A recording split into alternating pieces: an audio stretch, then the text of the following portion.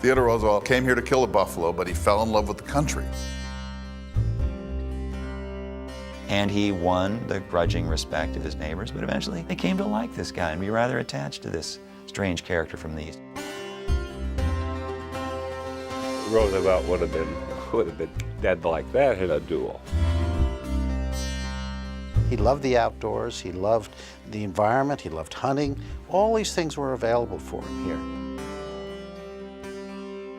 When you do a biography of Roosevelt, his Badlands chapters, I think it's the coming of age one. It's the turning of a page.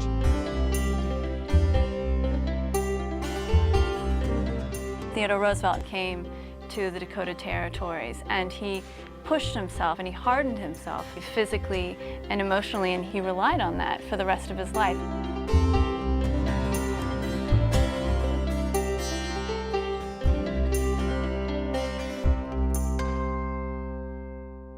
This program was made possible by grants from the North Dakota Humanities Council, the Southwest Rural Economic Partnership, the North Dakota Cowboy Hall of Fame, and was produced in cooperation with Prairie Public Broadcasting.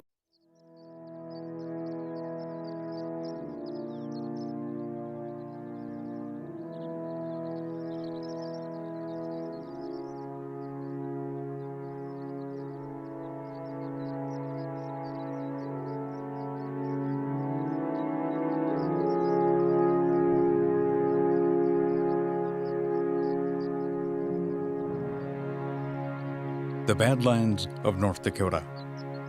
Rugged buttes, canyons, grass plateaus, a river called the Little Missouri that meanders slowly north towards the Big Missouri.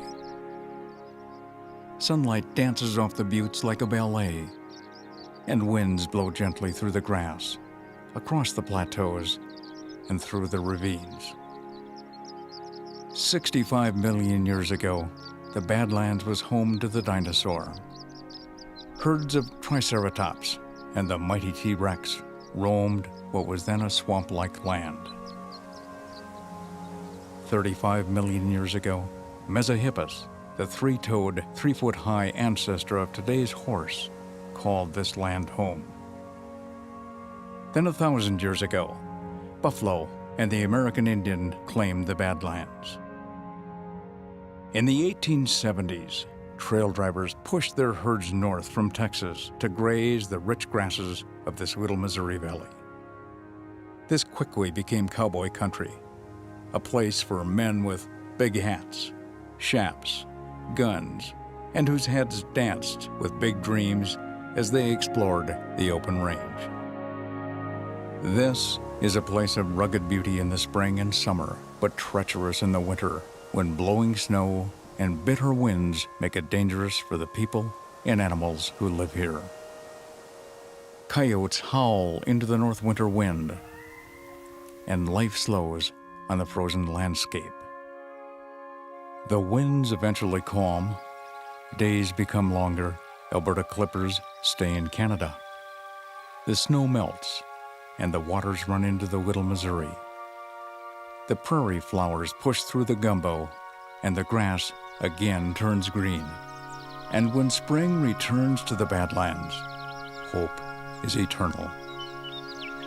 The newborn buffalo, deer, elk, calves, and colts take their first shaky steps.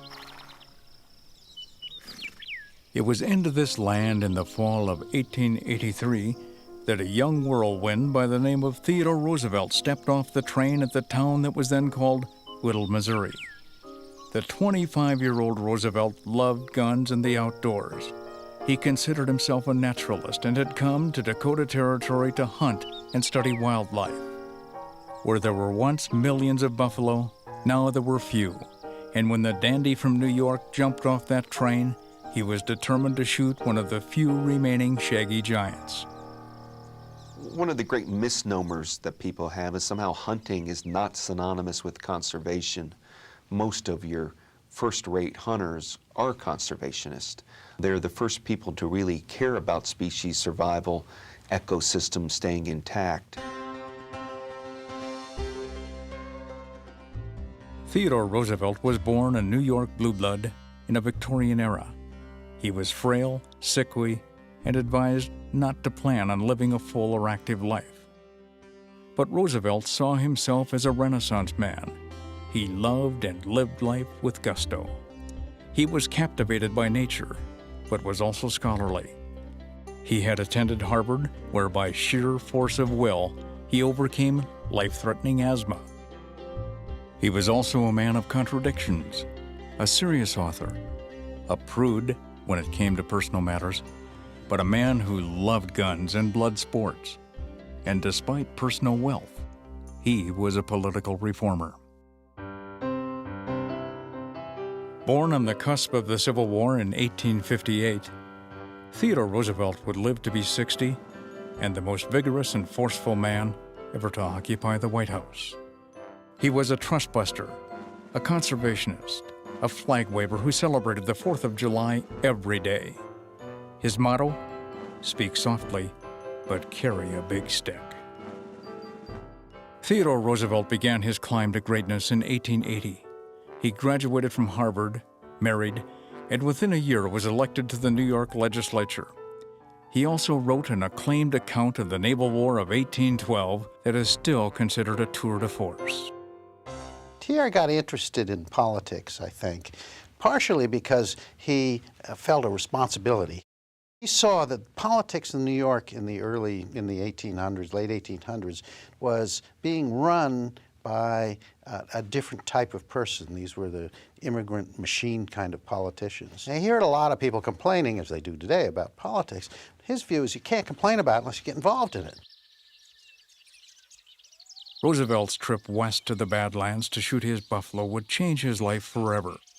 For here he would rub elbows with the people of the West, the Cowboys, the homesteaders. It is here he would develop and refine his thoughts about creating a democratic society that was fair to all. When he stepped off the train in the Badlands, he was considered snobbish, a dilettante, a man who expected the finer things in life. But reality was waiting. The only sleeping quarters were at a building called the Pyramid Park Hotel. Theodore Roosevelt spent the night of September the 7th, 1883, in a large room filled with bunks, bed bugs, and a dozen other snoring, likely liquored-up, gun-packing cowboys. The most popular place in Whittle, Missouri was the saloon called Big Mouth Bob's Bug Juice Dispensary. The clientele, dubious. The whiskey, bad. The house special was called 40 Mile Red Eye,